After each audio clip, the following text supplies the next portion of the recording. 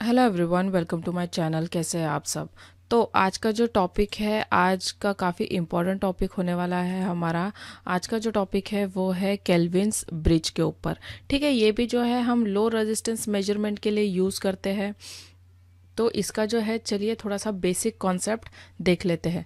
तो ये हो गया केल्विन्स ब्रिज और ये हो गया केल्विन्स डबल ब्रिज। ठीक है, दोनों का ऑलमोस्ट अगर आप देखोगे तो काफ़ी कुछ सेम सेम सा ही होता है, कुछ ज़्यादा इसमें डिफरेंस नहीं है। बट इम्पॉर्टेंट ये है कि ये जो मेथड है ये यूज़ होती है measurement of what, for measurement of low resistance. ठीक है, इसके पहले जो हमने देखा था वो था वोल्टमीटर एमीटर मेथड, और अब जो है वो केल्विन्स ब्रिज। इसके ऊपर जो है काफ़ी क्वेश्चंस बनते हैं मेजरमेंट में।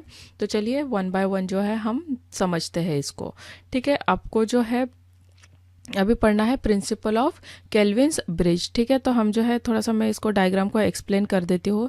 इसमें जो है आपको P और ये जो Q, ये जो दिख रहे हैं इसको बोला जाता है अपर रेशियो आर्म्स। ठीक है, इसको क्या बोला जाता है, रेशियो आर्म्स। ठीक है, या फिर अपर आर्म्स। P और Q को रेशियो आर्म्स कहते हैं। ये व्हीटस्टोन ब्रिज जैसे ही काम करता है, इनका रेशियो बैलेंस कंडीशन डिसाइड करता है। ठीक है, रेशियो आर्म्स जो है वही जो है आपकी बैलेंस कंडीशन को डिसाइड करती है। ठीक है, नेक्स्ट हो जाएगा क्या, आर और एस। ठीक है, ये जो आर है और एस है, इसको जो है हम क्या कहते हैं, लो रेजिस्टेंस आर्म्स, मतलब कि लोअर आर्म। ठीक है, इनको लो रेजिस्टेंस आर्म भी बोलते हैं। लो रेजिस्टेंस आर्म में लिख देती हूँ, और लोअर आर्म्स भी कहा जाता है। आर जो है नॉन स्टैंडर्ड लो रेजिस्टेंस है। ठीक है, ये जो है ये इसको बोला जाता है नॉन स्टैंडर्ड लो रेजिस्टेंस। और ये जो एस है ये है क्या, अननोन लो रेजिस्टेंस। ठीक है, ये हो जाता है अपना अननोन लो रेजिस्टेंस, जिसको मेजर करना है। और ये दोनों जो है बहुत ही लो वैल्यू रेजिस्टेंस होते हैं। नेक्स्ट आता है ए और सी टर्मिनल। ठीक है, ये जो है ये क्या कहलाते हैं, ये कहलाते हैं मेन टर्मिनल। ठीक है, ये कहलाते हैं क्या, मेन टर्मिनल। ए और सी में जंक्शन पॉइंट होते हैं, और यही से करंट सर्किट में डिस्ट्रीब्यूट होता है। नेक्स्ट आ जाएगा कौन सा पॉइंट, एम और एन। ठीक है, ये जो एम और एन है ये पोटेंशियल पॉइंट होते हैं। एम और एन पोटेंशियल टैपिंग पॉइंट्स भी इनको कहा जाता है। इन पॉइंट का यूज लीड और कॉन्टैक्ट रेजिस्टेंस का इफेक्ट रिमूव करने के लिए होता है। लीड और कॉन्टैक्ट रेजिस्टेंस क्या है ये हम ऑलरेडी पढ़ चुके हैं। नेक्स्ट आ जाता है R1 एंड R2। ठीक है, लीड और contact resistance R1 and R2 actual circuit की लीड और कॉन्टैक्ट रेजिस्टेंस को शो करते हैं। ठीक है, ये R1 एंड R2 जो है ये क्या शो करता है, ये एक्चुअल सर्किट की लीड और कॉन्टैक्ट रेजिस्टेंस को शो करते हैं। नॉर्मल ब्रिज में ये एरर क्रिएट करती है। ठीक है, अगर जो नॉर्मल ब्रिज है उसमें ये जो है ये एरर क्रिएट करते हैं। केल्विन ब्रिज में इनका इफेक्ट जो है वो कैंसिल हो जाता है। ठीक है, इस ब्रिज की अगर हम बात करें तो ये इसमें जो इनका इफेक्ट है वो कैंसिल हो जाता है। लेकिन अगर हम नॉर्मल ब्रिज की बात करें तो ये एरर क्रिएट करते हैं। नेक्स्ट आ जाएगा स्लाइडिंग कॉन्टैक्ट। ठीक है, ये जो है ये डी, ये जो आपको दिख रहा है ये पॉइंटर, ये ठीक है, इसको हम कहते हैं स्लाइडिंग कॉन्टैक्ट या फिर वेरिएबल पॉइंट भी कह सकते हैं। तो डी एक मूवेबल कॉन्टैक्ट पॉइंट है जिससे बैलेंस कंडीशन अचीव की जाती है। ठीक है, इसी के यूज़ करके हम जो है बैलेंस कंडीशन को अचीव करते हैं। डी को मूव करके गैल्वेनोमीटर का जो डिफ्लेक्शन है इसको हम ज़ीरो कर सकते हैं। इनफैक्ट इसी का ही यूज़ करके जो है गैल्वेनोमीटर का डिफ्लेक्शन ज़ीरो किया जाता है। नेक्स्ट आ जाता है कौन सा, गैल्वेनोमीटर। ठीक है, गैल्वेनोमीटर मतलब कि नल डिटेक्टर, ये बताता है ब्रिज बैलेंस है या नहीं है। ज़ीरो डिफ्लेक्शन का मतलब है कि क्या, कि ब्रिज बैलेंस हो चुका है। नेक्स्ट आता है पॉइंट ये डी। ठीक है, इसको बोला जाता है गैल्वेनोमीटर जंक्शन। ठीक है, क्या बोला जाता है, गैल्वेनोमीटर जंक्शन। ठीक है, डी अपर जंक्शन जहाँ से गैल्वेनोमीटर कनेक्टेड होता है। नेक्स्ट आ जाता है पॉइंट ई। ठीक है, ये जो ई है ये क्या हो जाएगा, डीसी सप्लाई है, बैटरी है। ठीक है, डीसी सोर्स है जो सर्किट को करंट सप्लाई करता है। प्रॉपर करंट होना इसमें जो ज़रूरी है, किस चीज़ के लिए, for high sensitivity. And last है 10th डैश्ड एरो। ये जो आपको दिख रहा है ये जो है ये डैश एरो, ये क्या रिप्रेजेंट करता है, ये करंट और पोटेंशियल डिस्ट्रीब्यूशन को ये बताता है। मतलब कि ये जो एरो है ये दिखाता है कि पोटेंशियल कैसे डिस्ट्रीब्यूट होता है और कैसे लीड रेजिस्टेंस का इफेक्ट एलिमिनेट होता है। ठीक है, आगे जो है हम इसके बारे में पढ़ने ही वाले हैं। पहले तो हम टॉपिक वाइज कवर कर रहे हैं एंड देन जब हम इसके पेपर सेट सॉल्व करना स्टार्ट करेंगे तब जो है आपके जो क्वेश्चन है वो काफ़ी फटाफट सॉल्व हो जाएंगे। ठीक है, ये आ जाता है कौन सा सर्किट, केल्विन्स डबल ब्रिज का। ठीक है, केल्विन्स डबल ब्रिज का ये डायग्राम है।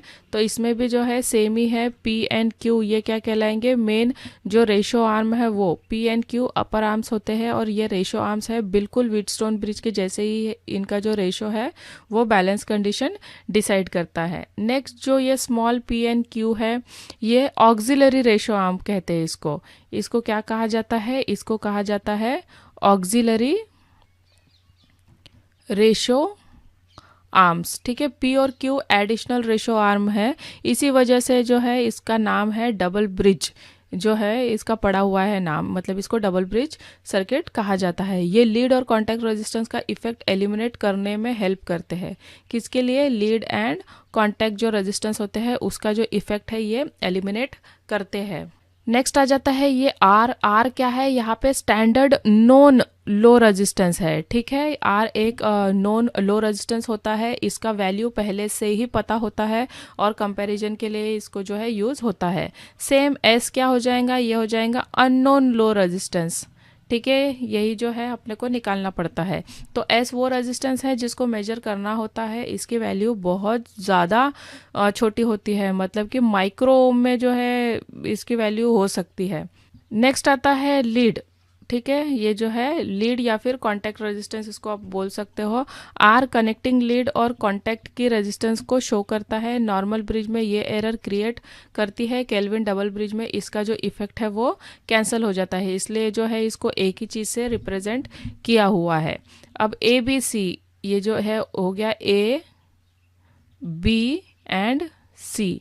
ठीक है, ये जो है ये मेन जंक्शन पॉइंट है। ए और सी करंट एंट्री और एग्जिट पॉइंट है और बी जो है वो अपर कॉमन जंक्शन है जहाँ से गैल्वेनोमीटर भी कनेक्टेड होता है। नेक्स्ट दूसरे पॉइंट कौन से हो गए, एम और एन। ठीक है, ये इसको बोला जाता है पोटेंशियल पॉइंट। एम और एन टैपिंग पॉइंट है, इन पॉइंट से वोल्टेज पिक किया जाता है। इनका पर्पस लीड रेजिस्टेंस का इफेक्ट अवॉइड करने के लिए होता है। ठीक है, इनका भी पर्पस क्या होता है, जो लीड रेजिस्टेंस है उसका इफेक्ट अवॉइड करने के लिए। नेक्स्ट जो आ जाता है पॉइंट डी, तो ये हो जाता है galvanometer connecting point. Lower junction है जहां गैल्वेनोमीटर का सेकंड टर्मिनल कनेक्ट होता है। ठीक है, दिख रहा होगा गैल्वेनोमीटर का सेकंड टर्मिनल कहाँ कनेक्ट है, स्मॉल डी के ऊपर। नेक्स्ट है जी गैल्वेनोमीटर, जो कि नल डिटेक्टर भी है। तो जब गैल्वेनोमीटर में जीरो डिफ्लेक्शन होता है तब जो है हमारा ब्रिज जो है वो बैलेंस हो जाएगा। आई क्या हो जाएगा, आई हो जाएगा करंट। ठीक है, और ये जो एरो है ये आपको करंट का डायरेक्शन भी दिखा देगा। लो रेजिस्टेंस होने की वजह से करंट वैल्यू जो है हाई होती है। नेक्स्ट आ जाता है क्या, आरबी, ये वाला।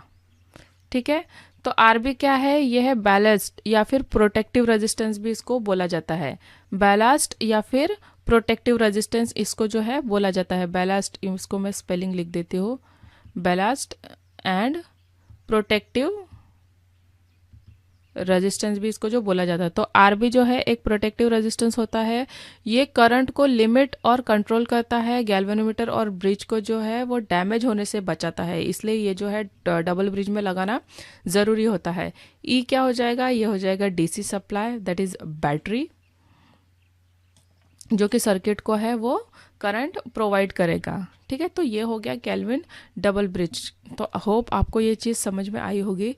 इसका जो है हमको थोड़ा सा एक बैलेंस कंडीशन भी देख लेना है। तो ये होती है balance condition Kelvin's double bridge की, S by R Q by P. ठीक है, और यही से जो है हम जो है अननोन रेजिस्टेंस एस का जो इक्वेशन है वो निकाल सकते हैं। ठीक है, तो ये होगा हमारा एस का इक्वेशन। कुछ नहीं किया है, बेसिकली हमने क्रॉस मल्टीप्लिकेशन ही किया है, ये आप सभी को पता है। ठीक है, तो ये हो गया हमारा क्या, Kelvin's bridge and Kelvin's double bridge.